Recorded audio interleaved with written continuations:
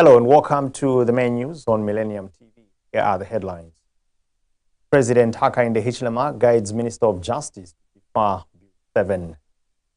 Senior citizen AKASHAMBATWA MBIKUSITA-LEWANIKA says move by government to sue former First Lady ESTHER LUNGU and children was shameful and insensitive. South African government has begged the family of President EDGAR LUNGU to engage government and give the former president a dignified burial. In international news, Kenya protests turn violent as court activists demand justice for victims of police brutality. And in sports news, CHANDA eyes historic WAFCON return with renewed purpose. With the details, my name is Ruben Mwanza. President HAKAINDE HICHILEMA has guided Minister of Justice, Princess Kasune, to defer Constitutional Amendment Bill number 7 of 2025.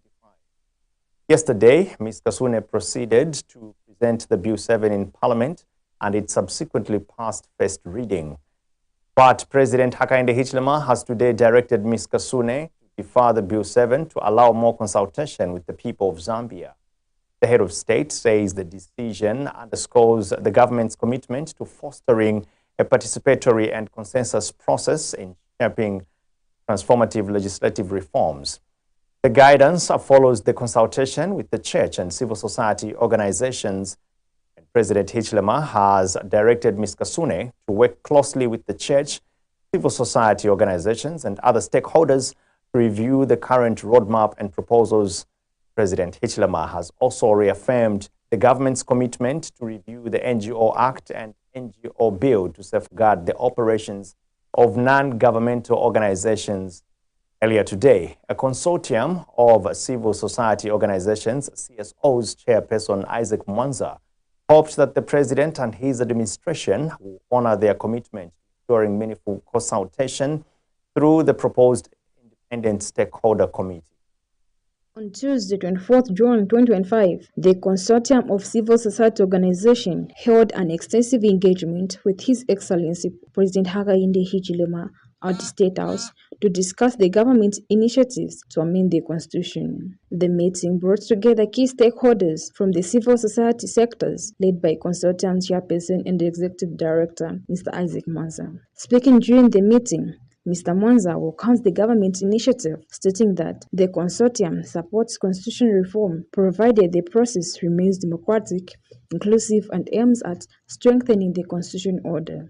Mr. Mwanza further emphasized the importance of restoring public trust in the reform process and calls on political actors to treat constitutional reform as a shared national responsibility. As the bill proceeds through the parliament, stakeholders hope that continued dialogue and collaboration will lead to a constitution that upholds democratic values and safeguards national unity. We as a consortium remain hopeful. We trust that the President and his administration will honor their commitment to ensuring meaningful consultation through the proposed independent stakeholder committee. This remains a critical opportunity to salvage the integrity of the constitutional amendment process.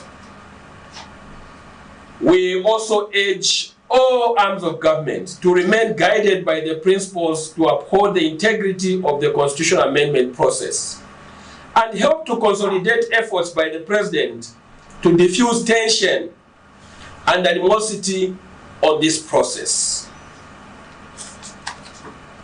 The consortium remains fully committed to participating in the agreed stakeholder committee and will contribute constructively to ensure that only those provisions that promote democratic governance, electoral justice, and constitutional balance are retained in the bill.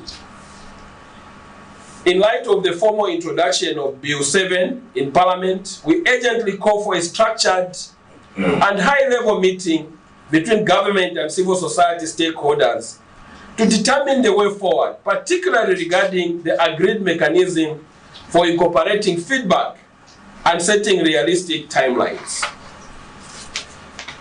It is imperative that all government institutions, ministries, and public officials act in a manner that aligns and gives effect to the roadmap agreed upon during the consultative meeting convened by His Excellency the President.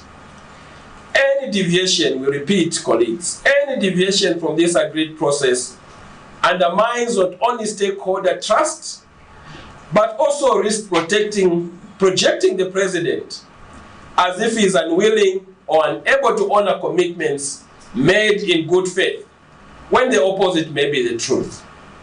Reporting for Millennium TV in Lusaka. Senior citizen AKASHAMBATWA MBIKUSITA-LEWANIKA has stated that the action by government to sue the former First Lady Esther Lungu and children over the burial of President Edgar Lungu was shameful and insensitive. Dr. Lewanika says President Lungu went for medical checkup and died as a private person. Therefore, the family has the say on how he can be buried.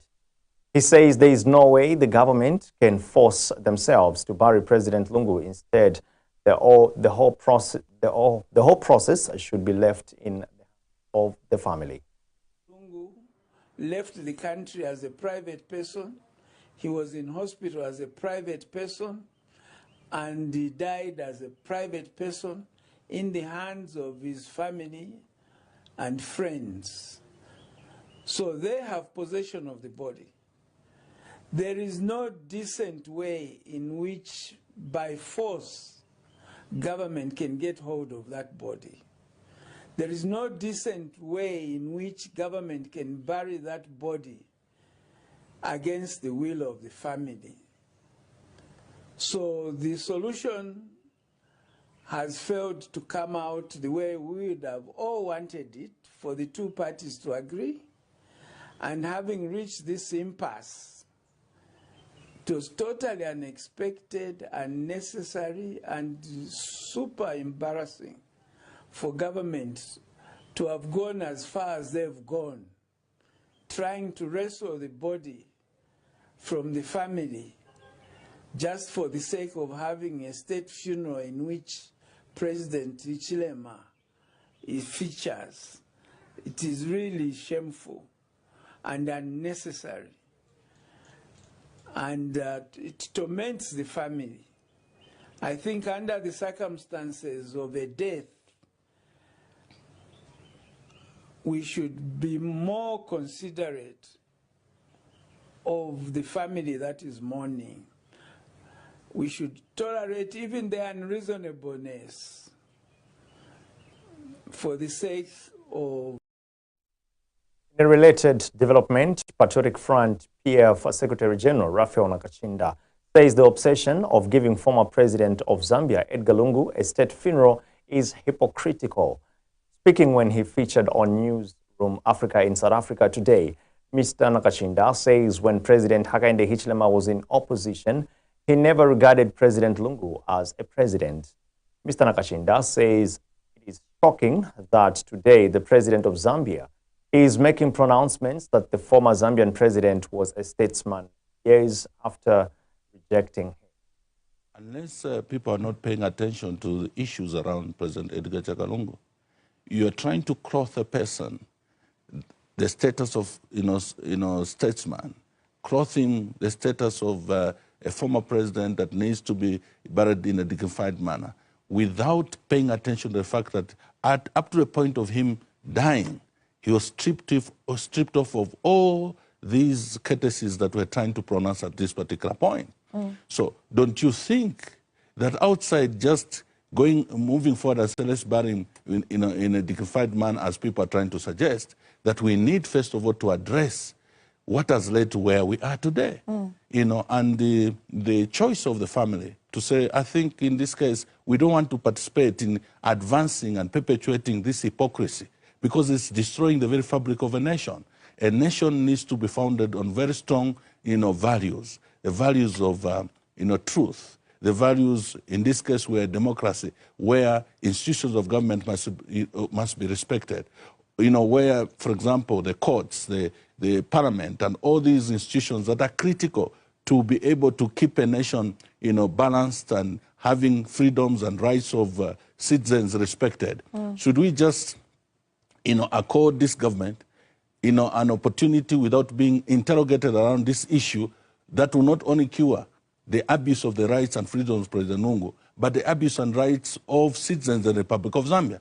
So it's bigger than just barring. Right. So everybody who's interested in dealing with the Zambian situation must be able to examine this matter in a broader sense, so that we'll be able to accept that there is something fundamentally wrong about Zambia.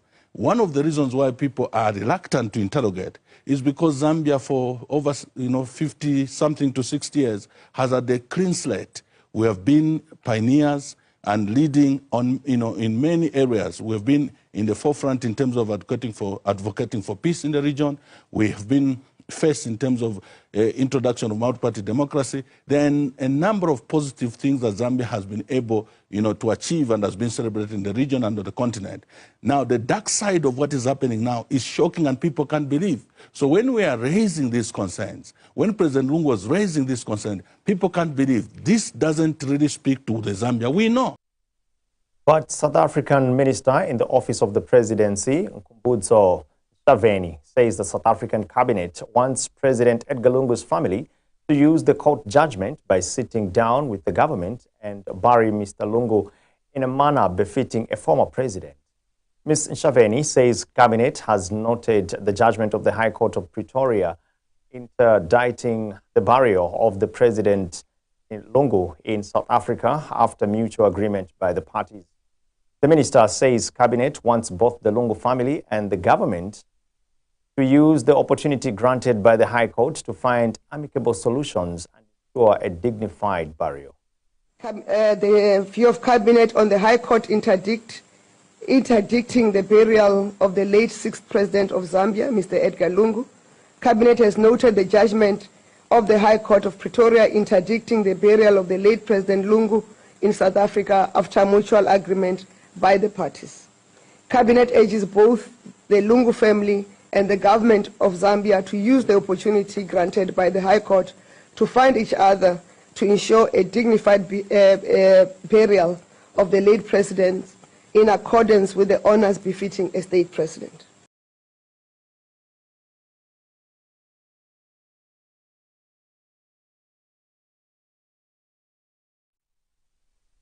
President HAKAINDE HICHILEMA says he is deeply saddened by the passing of Corporal Steve Moloke Sakachoma, who lost his life in the line of duty while serving on a United Nations peacekeeping mission in the Central African Republic. The head of state has since extended the heartfelt condolences to his family, the army commander, the peacekeeping unit in the Central African Republic, and the entire Zambia army on this sad loss.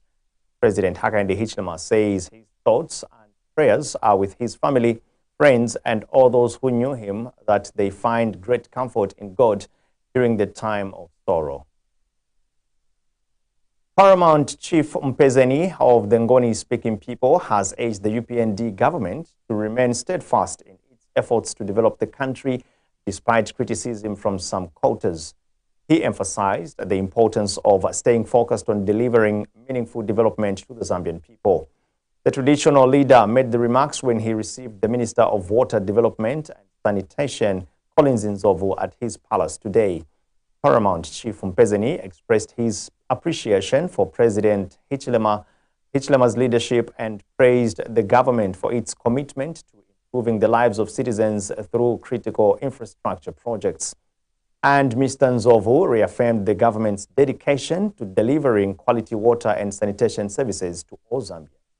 So online no kundira kubera kupalisa listening uneseko kenanga atinaka kaenda kalipafupi kusila kosi chikulu cha menti za chitalero ba EU na majerman simbi ya German ba EU wa KFW na government yatikasa ndalama za mezi kwa na 50 million euros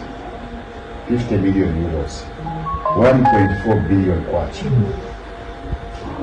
katika mines infrastructure, water infrastructure tuone ma projects ya nyuani rehabilitate na projects na schemes ena ngo ya kudala ranzo tuwa mji mungu wa kudala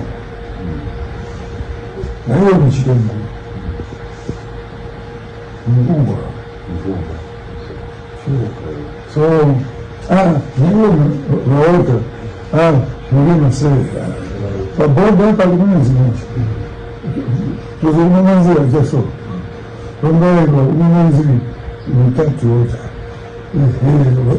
What time? What do you so, which is umali batazika fanyika chika. Kuna ngati Mungu wafa, wachokapo ndika kuzinga, yaani mtu wasemeza chika. Ese nzangu, umana kazi mbuzo kanda mtu ukatenga bizi, koma wamba ukamba mwenda, koma zina na plani,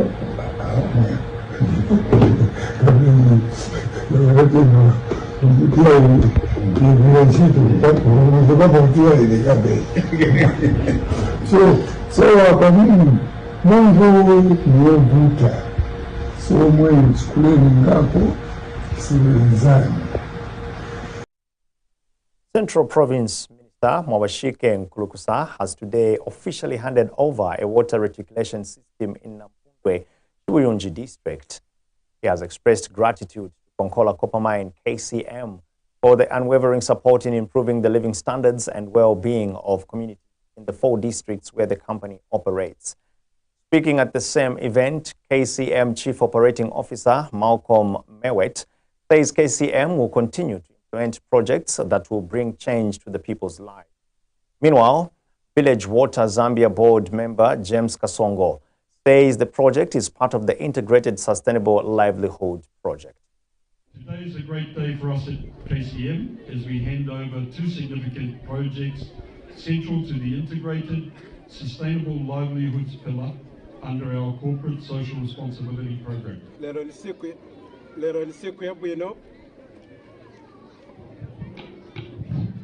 ya mpino, pamene tireka mchito kutete kupateni, monga pamene sampesa tandizo ya manzi. KCM is commissioning the first community water reticulation system in Chiwuyunji. Kampani ya KCM ilikuleta manzi mnomutena tula Chiwuyunji. The second project is the handover of 40 heifers to a beneficiary group under the livestock pass-on system. The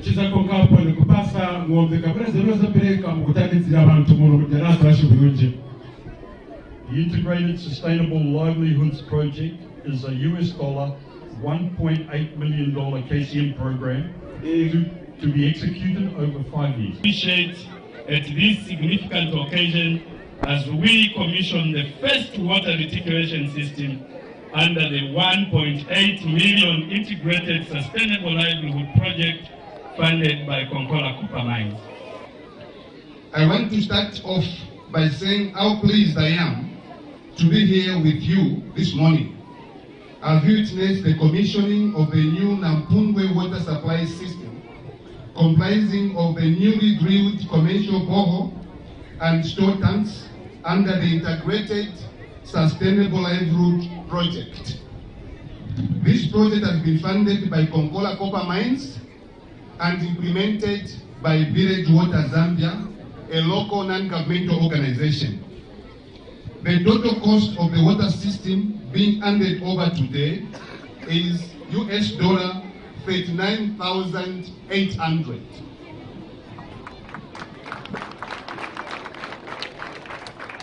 Ladies and gentlemen, the Integrated Sustainable Livelihood Project aims to improve the living condition of the community living around the KCM mining area. The project focuses on agriculture, as you already heard from the chief representative. Already some animals are going to be handed over this morning. The Media Institute of Southern Africa, Mr. Zambia, has called for urgent reforms in community radio to ensure greater inclusion of persons with disabilities in programming, access, and media participation. Speaking during the launch of a new research report supported by UNESCO, Mr. Zambia National Director Austin Kayanda said the media in Zambia continues to marginalize persons with disabilities despite legal frameworks meant to protect their rights. The report, based on a desk review and UNESCO's Disability Inclusive Media Manual, revealed several barriers in Zambia's community radio landscape. This includes an representation. This includes underrepresentation of persons with disabilities in programming, inaccessible infrastructure at radio stations, and a lack of training in disability-sensitive reporting. Mr. Kayanda emphasized that media must become a platform for inclusive participation through accessible production, leadership, and ownership.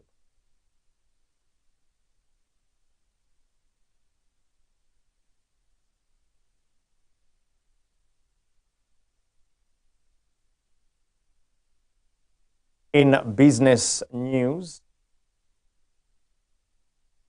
we now focus in business news. The annual inflation rate has dropped to 14.1% in June 2025 from 15.3% recorded in May.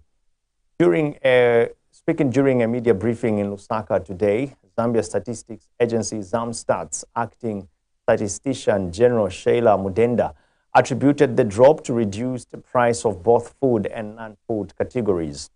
She says the decline was mainly influenced by price movements in key food items such as cereals, vegetables, and fruits, as well as lower increases in non-food items. Annual food inflation stood at 16.7% in June 2025 from 17.9% in May, driven by falling prices of mealie meal, maize grain, rice, beans, and various fruits and vegetables. She stated that non-food inflation also eased, dropping to 10.3% from 11.6% due to slower price growth in vehicles, fuel, air passenger transport, and paraffin.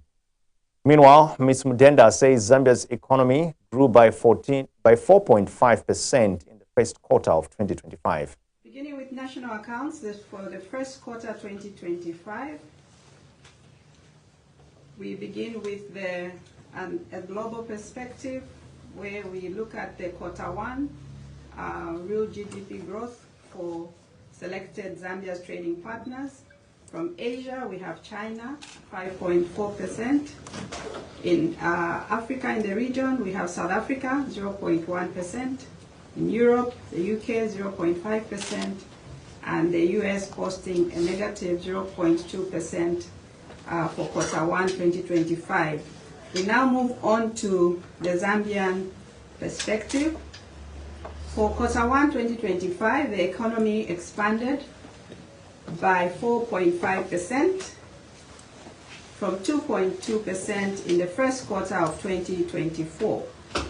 This represents a 2.3% increase in growth compared to the same quarter in 2024. We also have a look at the industry contribution to this 4.5% growth. The 4.5% growth was primarily driven by positive performances in key sectors, led by agriculture, forestry, and fishing at 3.9% contribution. Mining and quarrying contributed significantly at 1.4%. Information and communication also showed positive growth, performance contributing 1.1%, as well as accommodation at 0.9% contribution to the 4.5% growth. The industries with negative impacts to the 4.5% growth for quarter one 2025 are wholesale and retail trade, which contributed negatively at negative 2.0%, supply at negative 0.3%. The Zambian government has reaffirmed its commitment to strengthening bilateral ties with Angola through key infrastructure and energy projects aimed at boosting regional integration and trade. During a courtesy visit to Angola on behalf of President HAKAINDE HICHILEMA, Minister of Infrastructure, Housing and Urban Development, Charles Milupi, emphasized Zambia's interest in developing a cross-border electricity transmission line to tap into Angola's surplus power supply. Mr. Milupi noted that the Lobito Corridor, a major transport and trade route connecting Zambia, Angola, and the Democratic Republic of Congo, remains a cornerstone of regional integration and economic development. He urged Angola to fast-track construction of the connecting road to Zambia's Sikongo-Kalabo Road, calling it essential for improving trade and connectivity between the two nations. The minister also highlighted opportunities for expanding bilateral trade, particularly in beef and mealie meal exports, and stressed Zambia's continued commitment to implementing the signed Memoranda of Understanding with Angola. Meanwhile, Angolan President João Lourenço echoed the importance of enhanced cooperation, stating that Angola remains committed to exploring new opportunities with Zambia for mutual economic benefit. We are here to represent his dear brother and colleague, His Excellency President HAKAINDE HICHILEMA, who, even though he desired to be here in Angola, here in Luanda, for this Africa-US conference, he was unable to come due to commitments at home. So he sent me to represent him at this summit, not only myself, but also with my colleague, the Minister of Transport and Logistics. So we met with the President Lourenço here to bring to him the fraternal greetings of his brother and colleague, President HAKAINDE HICHILEMA, and also to recommit to the various agreements that have been signed between this wonderful country of Angola and the country of Zambia through various memoranda that have been signed. Among them, of course, the key one is Lobito Corridor, which seeks to link us by rail linkage between our two countries, and of course DRC, Congo. But in addition to that, we also brought the expression of continued interest of the transmission line linkage that is between Angola and Zambia. We understand that Angola has an installed generating capacity of 6.5 gigawatts, and yet only consume half of that. So there is 3 gigawatts available. And if we had had this transmission line in the past, Zambia, which last year suffered the worst drought in living memory, and therefore restricted our ability to generate power, would have had access to here. We also mentioned that Zambia is still committed to fostering trade between our two countries. The Tobacco Association of Zambia, TAZ, is advocating for a rationalized and well-regulated sales system of tobacco products. Speaking during the TAZ 60th Annual Congress, Association President Zivikonyo Mahobe says TAZ maintained a regulatory presence at 5 licensed sales floors during the 2025 marketing season, which played a critical role in ensuring fairness in trade and protecting grower interests. Mr. Mahombe says he is, however, concerned with the emerging of additional unregulated sales floors, and speaking at the same event, Tobacco Board of Zambia Board Chairperson Phil Daka noted the serious problem of nesting that is being faced by tobacco farmers, further calling on stakeholders to work together to put it to an end. And speaking on behalf of the Minister of Agriculture, Mtolopiri, Ministry Permanent Secretary John Mlongoti says the government will work with the association to tackle the challenges. As government, we will continue to promote the upholding of the tenets of good governance within and outside government. For the agriculture sector to provide and deliver jobs, increased incomes and exports, we need to promote good governance within farm organizations. In the tobacco industry, it is gratifying that the Tobacco Association of Zambia has committed itself to ensure that good governance is the norm. We urge other farm associations to enhance good governance, not only to improve accountability to their members, but to also support effective collaboration with government. Mr. President, the Ministry has taken note of the concerns regarding the tobacco marketing in the country. Affirm our shared purpose to build a sustainable, transparent, equitable tobacco industry that serves the interests of all growers, small and large alike, while adapting to a dynamic national and global context. The Tobacco Association of Zambia has for 9 decades stood at the forefront of grower representation in Zambia. From its humble beginning in Eastern Province, TAZ has grown into a nationally recognized institution, active in 5 provinces and serving thousands of growers. Our founding mandate is defend, promote the rights, incomes, and dignity of tobacco farmers remain as relevant today as it was then. And what we have done collectively is to make sure that we don't just leave the policing assignment to the sales floor manager or managers. Even ourselves as the regulator, we have ensured that we play a part. Right about now, if you go to the info boards of the TAZ sales floor, you will find a very aggressive notice there that is saying we are not going to tolerate this nesting. You are watching the main news on Millennium TV. Just now we take a look at international. 2 people were shot dead and several others injured on Wednesday as fresh protests erupted in Nairobi and across major Kenyan cities, marking the anniversary of last year's deadly anti-tax demonstrations that left over 60 people dead. Protesters clashed with police, who fired tear gas and live rounds to disperse the crowds. In Nairobi, human rights activist Hussein Khaled led calls for justice for those killed last year. Angry demonstrators, many of them young people, denounced what they described as President William Ruto's poor leadership and growing authoritarianism. And business in the capital remained shut and access to the city center was heavily restricted.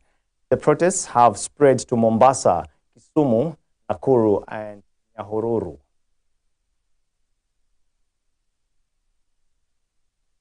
In sports news, Copper Queens midfielder Grace Chanda says she is back and ready to give everything for the team as Zambia targets another historic outgoing at the Total Energies Women's Africa Cup of Nations WAFCON. Chanda, who made her WAFCON debut in 2018 and starred again in the 2022 edition where Zambia finished 3rd, will be appearing in the 3rd consecutive tournament, a record she shared with Margaret Belemu, Martha Tembo, Lucio Momwemba, and Irene Lungu. The Orlando Pride attackers, who previously played for Madrid CFF in Spain, missed several matches over the last year due to injury, but says she never lost focus. Chanda led the Copper Queens to a bronze medal in the 2022 edition in Morocco, Zambia's first ever podium finish at the biggest women's football extravaganza in Africa. Her goal this time around is to go even further. Zambia is in Group A alongside Morocco, Senegal, and DR Congo, and the Copper Queens will kick off their campaign against tournament hosts Morocco on the 5th of July.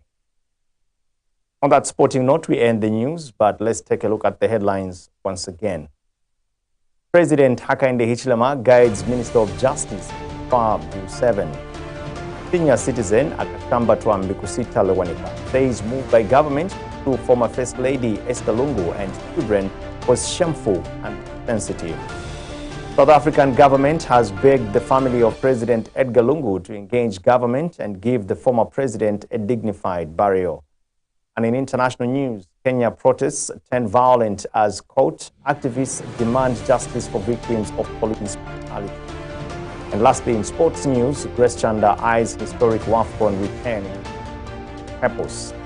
And that's all we could accommodate in the news. Thank you so much for watching. And in Ruben Mwanza, stay tuned to MBIKUSITA.